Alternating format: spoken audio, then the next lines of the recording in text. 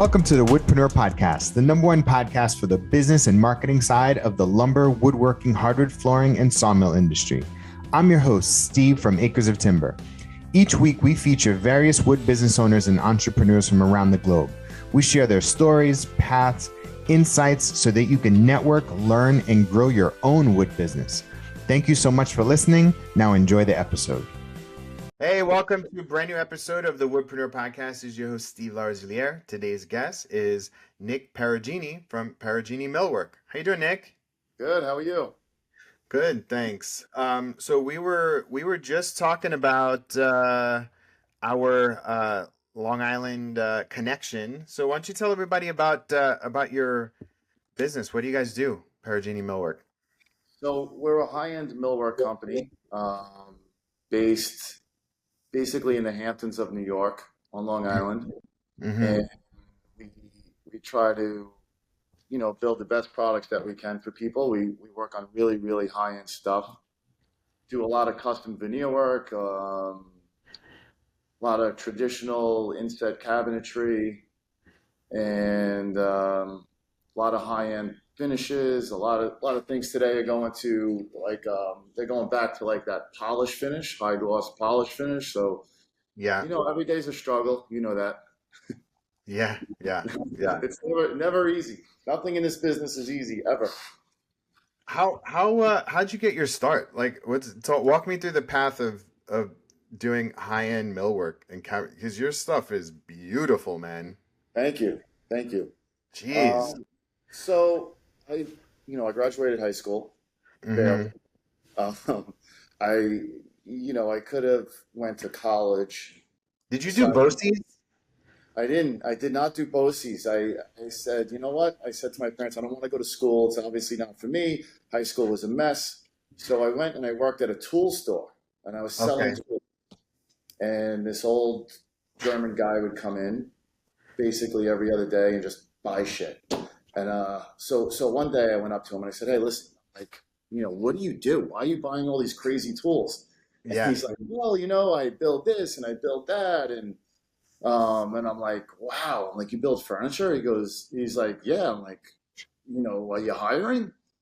And he's like, yeah, I'll hire you. And I think, he gave me like $6 an hour cash. And I thought, what the hell it was, So I went, I worked for him. I stayed with him for about 6 or 7 years. And then I Wow. left him because we were working in some high-end homes. And I would see moldings going, like trim carpenters. And I'm like, wow, I want to learn that. We didn't really do that. We were just doing the cabinets. So I left him. I went and I did trim for about a year, learned Yeah. a lot of it, and then I ended up going back to him. I stayed with him for another year, and then I gave him 3 months notice, and I went out on my own. And I just Wow. I started getting jobs slowly. He actually gave me jobs, believe it or not, because anytime a customer would call him and they wanted trim work done, he gave it to me. That's great. Yeah, so that's how I started. He's like, as long as you don't take the cabinets from me, you go and do the trim. I'm like, okay, and I was loyal, and that's how it happened. So it pays to be loyal, right? Not and honest, and that's how it all got started. How long ago is this? Oh, geez, that was probably 25 years ago, 23 years ago. Wow. Yeah, So you've been in business for 23 years? yeah, Wow. yeah. I How big? started young. I started the business 23, 24 years old, and Okay. it was tough. When I worked for him, I would take like my 2-week vacation time and do side work. Yeah. And, they would do it during my vacation time. I would do it during holiday break. I would do it at night, whenever I can. Yeah. So you were always grinding and working. Always grinding. You had to. Yeah. Yep. There was no other way Um, to do it. and when you think about those first couple of years, what kind of kept you in it?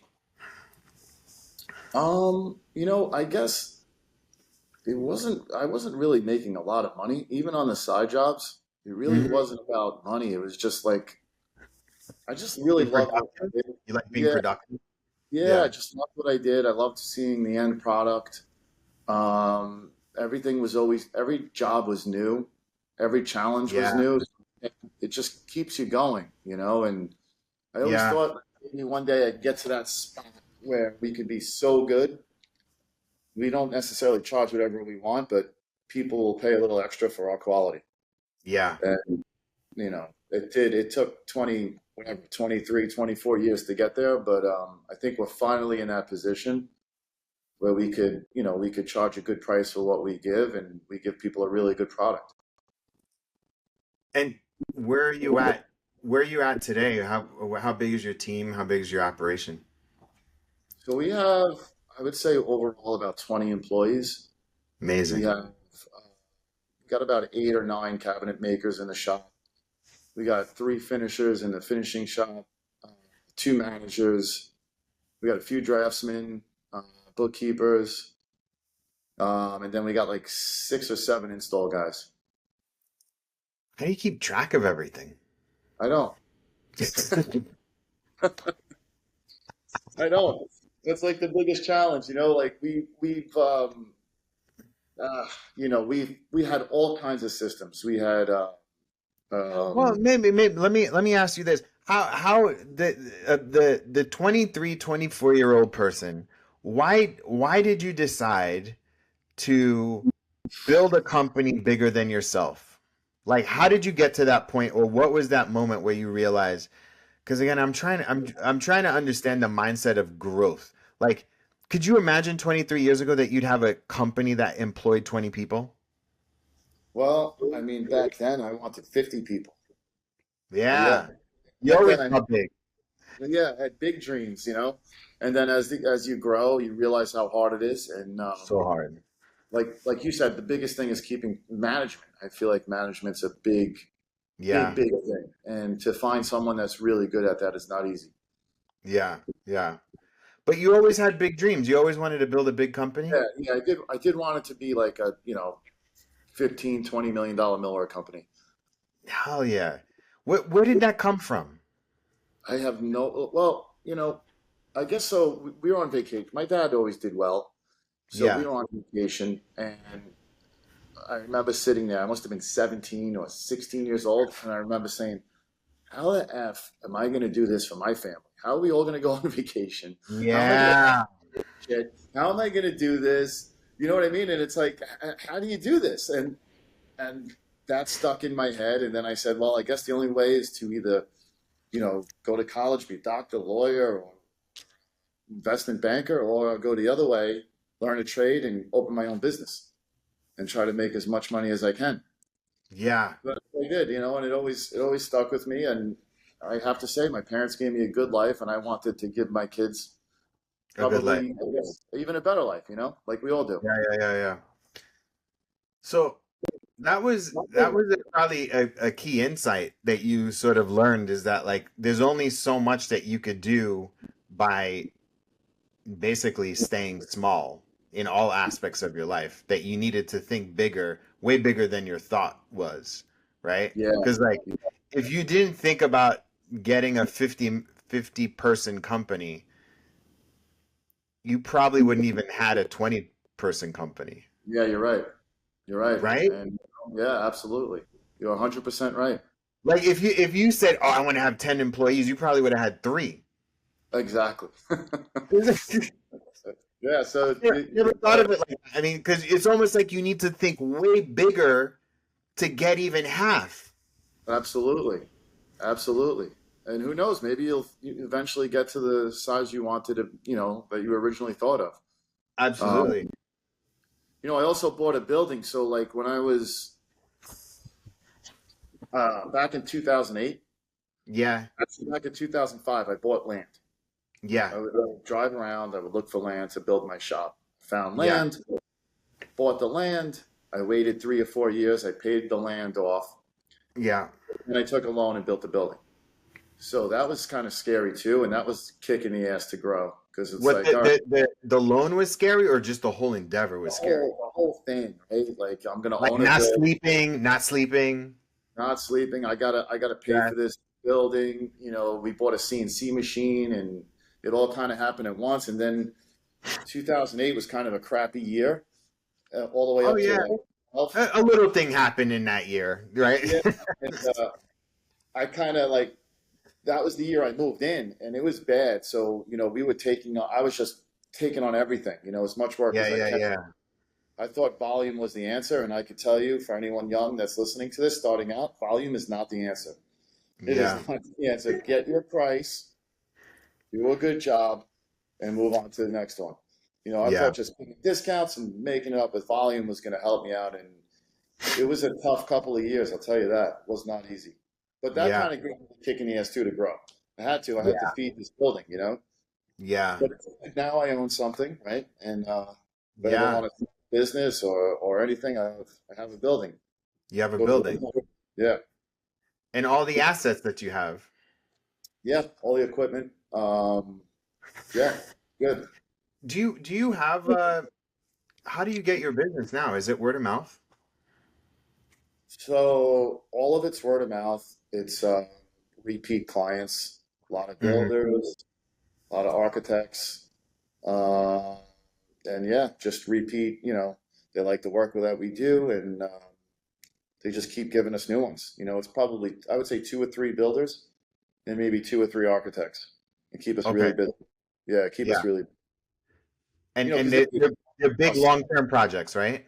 yeah, I mean, some of the millwork projects we do, I mean, they could be upward of $1 million for one job. Jeez. Imagine spending that kind of money on cabinets. It's actually mind-boggling. Wild. That's It's wild. wild. It's wild. Well, you also live in a not a real place. I know. I Yeah. know. It's not real. It's not real. Well, It's it's fascinating. Um, in any economic cycle, the only people that are still spending money are the rich and the luxury market. I know. And they know, and things are slowing down. And some Hmm. of them pull back, but some of them don't. I've noticed that even in like right now, it's not too great. We're kind of a little bit, I would say, in a little bit of a downward recession here. Hmm. But these guys, they know that, and they know, like, guys like me or concrete guys or guys in the business, they're not too busy, so Yeah. they know they're going to get some good pricing, and Yeah. they're going to capitalize on it, and they take advantage of it. They're not taking advantage of me or any other trades. They're saying, They know it's a good time. They're getting you at a discount. Yeah. they're getting it at a discount because you know what, giving someone a little bit of a break is better than sitting around and laying guys off. It took me how long? 24 years to build this crew. I don't Yeah. want to lay these guys off. We gotta keep them busy. Got to Yeah. keep them busy. And it's like I said before, it's not easy. You know what's really fascinating is the concept, and this may come out wrong, the concept of not selling to broke people. I know. Isn't that pretty? But It's it's on my mind. How do we get our product to be a little more simplified and sell to Mhm. the masses, right? Yeah, yeah, How do we do that? Um, and I'm still thinking about it every day. It's just not yeah, easy. It's yeah, hard. You need a yeah. lot of equipment. But what's even more fascinating than that? What's that? This will boggle your mind. I want you to think about something. Okay. Let's say I charge $100,000 for a kitchen Yeah, to a regular person, regular middle class person. yeah. They would probably kick me out of their house. But they'll go out, they'll have no problem spending $100,000 or $80,000 on a brand new Tahoe, Suburban, uh, you know, right? They'll have, Yeah, and it's only going to last them 5 to 8 years, and then they got yeah, to trade it and get a new one. My kitchen will last them a lifetime, but they yeah, don't want to invest too much money. You know yeah. why? Because you got all these other box companies that are cutting corners and giving them what they think is beautiful. Because Hmm. all it is a beautiful door and a beautiful crown molding, but everything else is garbage. Yeah. It's particle board. It's just not MDF, good stuff. yeah, yeah, it's Yeah, not good. MDF, and they're not using the same flitches on all their veneers, but Yeah. it's crazy. I think about it all the time because my friends will ask me, "Can you build my kitchen?" Like, I'm going to give you a price and you get pissed off. But meanwhile, they'll leave the gym in a Range Rover. They'll leave the gym in a Tahoe. Yeah, yeah, yeah, yeah, Exactly. I just don't understand it. What, you know? yeah, yeah. That's super interesting. So tell me what's the bread and butter? What are you mainly building for clients? So I think the jobs that really feed the beast are the ones where we get the whole house. You know, the builder calls us up and we're doing every room. So we'll do the bathroom vanities. We'll Mm-hmm. do the kitchen. We'll do the butler's pantry. Sometimes very few jobs. We'll do the master closets. Yeah.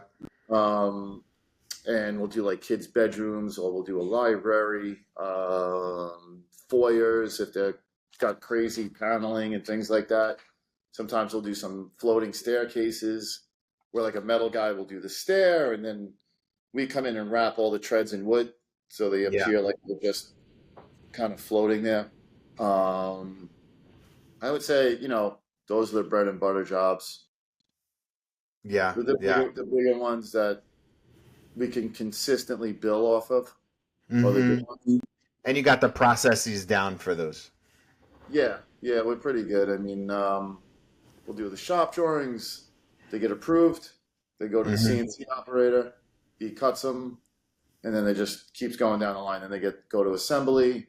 Then Yeah. they go to what we call mock up, and we mock them up in the shop. We check all the measurements, make sure the quality control is there, strip them back down, and then they go to finishing. Finishing. Yeah, yeah, yeah. Could you how have you had to develop more as a leader and a business owner? Like have you what I guess what's been the best investment you made in your business? I would tell you, um, so to be a better leader, like you asked, I read a lot of books. Mm-hmm. Um, I read a lot of books from, I guess you could say, Navy SEALs Oh, who okay. picked up a lot of leadership tactics from their books. Jocko Willink, I don't know if you ever heard of him. Yeah, yeah, yeah, yeah, yeah. Yeah, I know him. Yeah. His books were really good. They kind of helped me. Um, and just realizing, yelling and screaming doesn't get anything done. It doesn't. I mean, I do it all the time, but it doesn't. Even No, now, like when I do it, I'm like, that just solved absolutely nothing. All it did was make the nothing. guy yell at feel like shit, right? But it's not going to fix it. So how do you fix it? You have to have a meeting. You have to ask why it happened, and you Break really it have to think down. about You got to break it down. Yeah. why did it happen? Was it a communication issue? Was it something that I don't know that wasn't on the drawings? Why did it happen? Yeah. Yeah. Yeah. Yeah. So those are the things. Just keep your head about you, keep cool. For Because sure. sometimes what seems like such a big problem, I mean, it might take 20 minutes. Just fix it and shut up. Yeah. Just move on. So I was talking to a client yesterday, and one of the things that I noticed was, when you're stressed about something, sometimes the thing that you're stressed about is takes so much more energy than doing the thing that you are stressed about. I know. That's exactly right. You're 100% right. Right? It's so like you can toss and turn and you're like, "Oh my God, I can just literally just do the thing that I was stressed out about." Just like And that's it. so you years ago, you went out and you bought this big thing, this big equipment during like a global recession, right? And you survived. Like how have you like what's the other sort of big bet that you made recently in your business? Well, I hired a manager. That was nerve-wracking. So we did that about 3 years ago. Okay. It really helped us tremendously. It was a Hmm. great investment. It's someone I could rely on. Hmm. It's someone that I could leave, do what I got to do, and Yeah. not have to worry about the shop too much. Yeah. Um, so once I saw that work, I said, okay, it's too much even for him to handle, right? So now I'm starting to think even bigger picture, like maybe there should be a manager for each department, Yeah. you know. So there should be like an overall manager, right? And then there Hmm. should be in a shop, running the shop. There should be a guy in the field running the installers, and there should be a guy running all the drawings. So you Yeah. kind of have three managers who are all communicating together, and I think that would be really helpful. So we're on the hunt right now. I just hired within. I hired a guy to run the field, and he's doing excellent. Yeah. Um, he's doing really good. He stepped up, and I hired another employee that I had for a long time to run the Yeah. drawings, and she's doing excellent. So now we just need that one more person to run the shop, and I think it's going to really take us to that next level. That's awesome. Yeah. Um, where, what, so you've been active 24 years. You're not, I mean, what you're presumably this is your business. It has your name on it, right? Like what happens in the future? Um, I mean, listen, I would love to sell it to somebody within the company Mm-hmm. and, make a deal, but right now, I don't think anyone that currently works here would be interested in it because they're a little bit older too. It would have Yeah, to yeah. be a young guy, maybe 28, 29 years old, that's really into it and really wants to take it over and, you know, shows me that he's interested. So, and that would be an idea, or, maybe down the line when I get tired of doing this, I'd have to dissolve it. I don't know, Yeah, yeah, that's, yeah. Are you are you are you still working on how much are between building? Are you still building? Or are you still like are mainly no, computer meeting with kind of, clients? I'm kind of in and out of the office a lot. I'm in the shop a lot, watching that go on and making sure the quality control's there, and meeting with my manager a lot. We're going over the bids, over the pricing, making sure all that's good, and basically on the phone all day. Yeah, yeah, You know, yeah. That's awesome. yeah. What about so this is a part of the podcast where I give you any advice, marketing or business advice. Is there anything that you need to think through or anything that I can help you with? Uh, with what marketing? Just marketing, business, any questions, any challenges in your business that I can help you with? Um, yeah. So as far as like headhunting goes, right? Mm-hmm. Find these people. How do you get a good shop manager? Where do you look? Where do you put an ad? What do you do?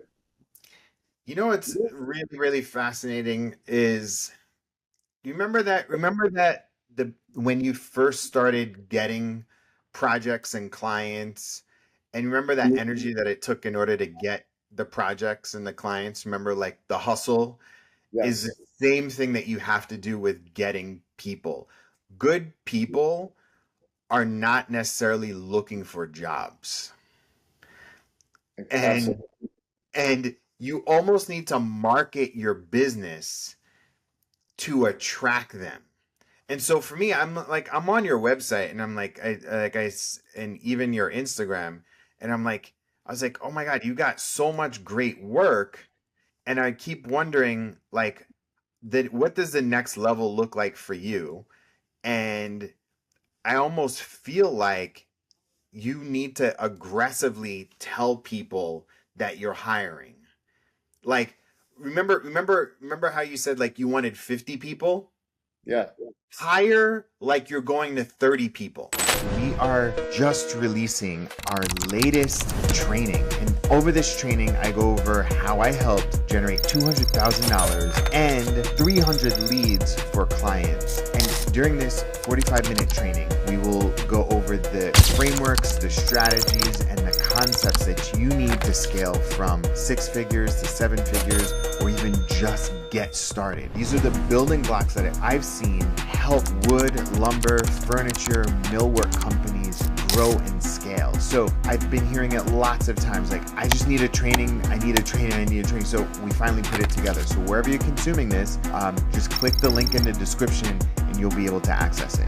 Not that you're going to hire 10 more people or 20 more people, but always be on the, so like if you're talking to, like on the phone with folks, you should be talking to equally as amount of great people that could be in the business.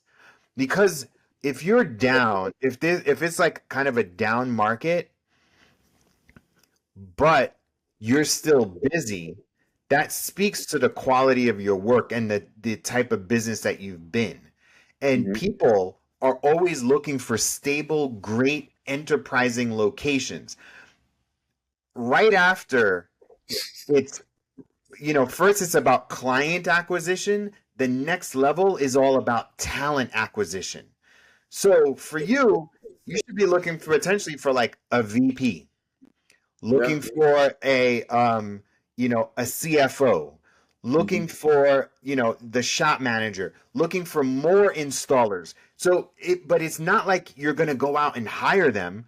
But let's just say if people see that you're like hiring people and your architects and your builders and your decorators that know you already, like if they knew in confidence that you can handle more projects and you have your hands equally on the amount of potential talent that's out there and the amount of new jobs that's out there, you'll always be in a position to attract people. So it's almost like, think of talent acquisition the same way that you would go out and hire and get more clients. Right. That's a good point. You know what I mean? Because the challenge is, and I'm doing the same thing too. I'm like, oh, this person used to work for this company. They learned this. Oh, I can bring them into my company and they Hmm. can, help improve. And it's Yeah. kind of the same thing for you. Like, look, if you want to eventually sell, like you should be literally looking for your successor. I would love that. You know But what I mean? Like you should literally be looking for your number two. And yes. then they buy it, right? And so and that to me, and then you can mentor them along the way, and it's the same thing with every other part of your business. So like you're doing, high, mid to high 6, 7 figures, like, okay, look, if I want to get to a point where I can sell this for maybe 8 figures, what team do I need in place in order for me to do that? And this is like the last run, right? Like next 5 years, if you can get, you're at 23 years, maybe you get to 20, 27, 28 years. You got 5 years left in you. You're going to eke out as much productivity, as much of a portfolio, as much systems. You already have the building, you already have the equipment, you have the makings of managing on a team. Phew, why So not sell? you're Why saying build something that you're going to sell. build something that you're going to sell? Yeah. So instead And of selling the product, now I'm going to sell the business. So I'm going to get it to a exactly. point where it's like not selling you something that is broken. I'm No. selling you a well-oiled machine, and Yep. you're just going to come in. I'm going to mentor you for 2 or 3 years, and And you're gonna you're going buy to it. hit running. Yep. Or it could be somebody else. Literally, it could be somebody else that is like, uh, oh, I see what you've built here. I'm gonna bundle you up with some other mill workshops, Yeah, and but you then know what? You're right. I'm sitting around waiting for that guy to knock on the door, but I got to go out and find him. you gotta go out and find that person. You literally have to go out and find, but like almost be like obnoxious about it. I know. I know what you're You, saying. you know what I mean, right? Like you almost have to be obnoxious about the fact that you're hiring folks. Like Yeah. for me, I'm always hiring. I'm always speaking like I'm hiring some. I'm hiring more salespeople. I'm hiring more appointment setters. I'm hiring more designers. I'm hiring more marketing people. Yeah, Because because you never know what you're going to get. you never know. You never know what you're gonna We're get. having this conversation because I'm actually not hiring, but Yep. someone walked into the shop just the other day, and I Yep. know the company they're working for, and they were like, "Oh, are you hiring?" And I'm like, "No, but you know what? Come in for an interview." You said that.